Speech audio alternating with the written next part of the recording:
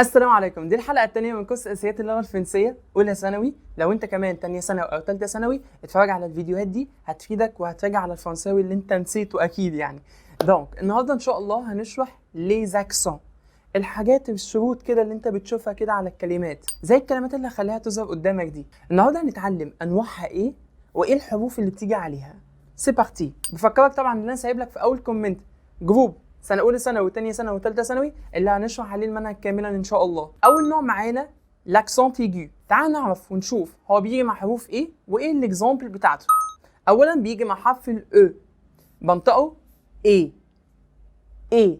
طب تعال ناخد أمثلة زيادة علشان نعرف نسمع صح ونتمرن عليه. une école, écouter, un téléphone, une télévision, un étudiant, échapper. حلو جدا، ده النوع الاولاني. بفكرك طبعا لازم يكون معاك الورقه والقلم علشان تكتب الكلمات دي كلها وتترجمها وتحفظها كويس جدا جدا. تاني نوع معانا هو في تريكايه بسيطه جدا، اكسون جراف، وبيجي مع 3 حروف مختلفه، الA E U A E U. طب تعالى ناخد امثله ونعرف ازاي بننطقها. اول حاجه معانا هو A accent grave comme par exemple la, déjà, voilà.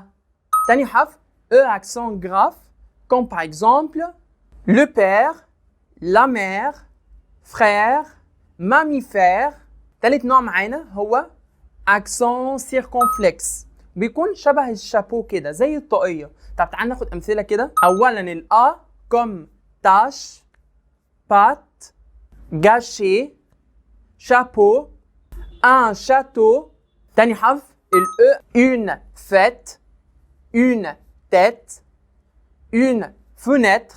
تالت حرف I comme une île, une île, une boîte fraîche. رابع حرف معانا هو الO comme par exemple un hôtel, un hôtel, تو.